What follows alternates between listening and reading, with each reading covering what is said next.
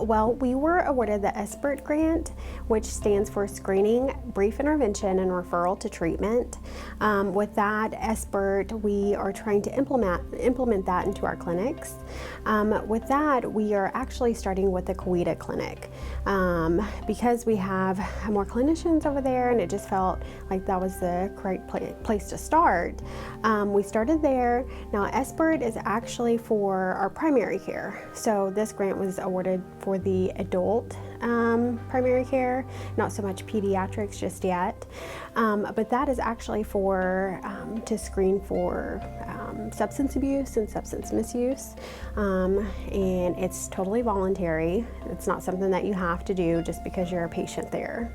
So with that, substance abuse, it could be alcoholism, it could be prescription, painkillers, something of that nature that we actually ask them to screen.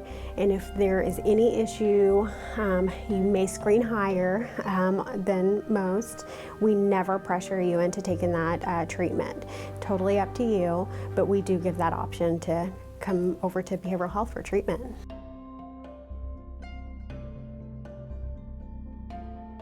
We are so excited about it. Actually, we are the only Native American tribe to receive this SBIRT grant this year. So we are actually the pilot program. With whatever happens with this grant, it really lays out the road, the path for other tribes to receive this grant. Fairly large grant, and we are just really excited to see where this, heads and takes us.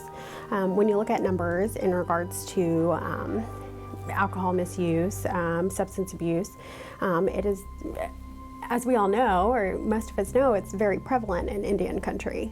So we're looking to just help out our people and make this, the quality of life of our people amazing.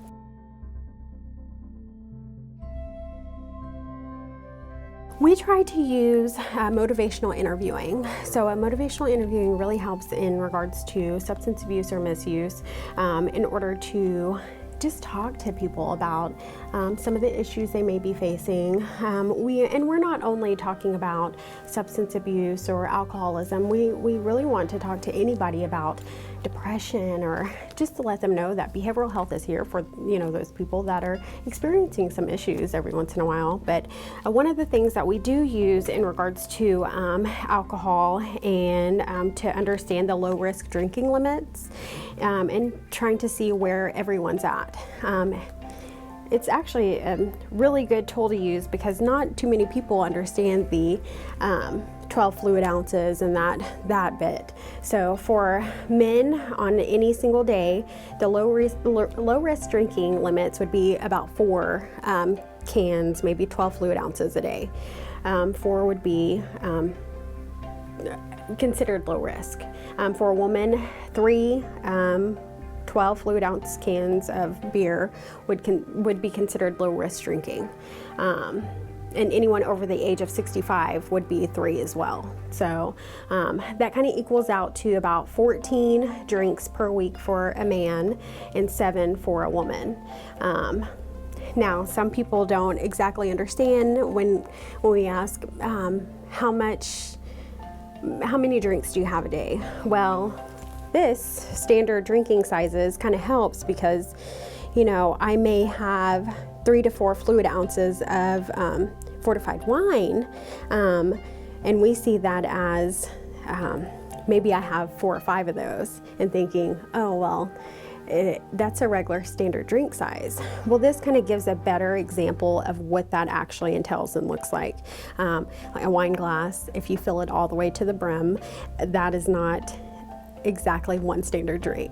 And I think that's where some of us get kind of caught up in not understanding what fluid ounce and a typical drink looks like. So this is a very helpful tool that we try to use in order just to show what standard drink sizes look like for many.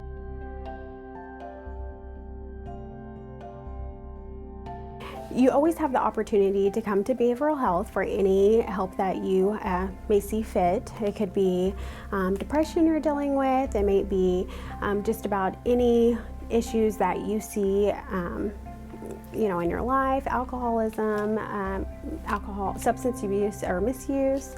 However, we also do the SBIRT program is initiated into the COETA clinic right now. And with that, they have the opportunity to do the screenings right there with the clinician. And then if they feel like they need services, or we can actually refer people for services here to behavioral health. So they have that opportunity. Now we're looking at going ahead and integrating that into the Sapulpa clinic. So we will be up and live there in a few months. But really, we have about 5 years to implement this whole SBIRT program. Once that's implemented, we should be in every clinic we have, along with the emergency rooms.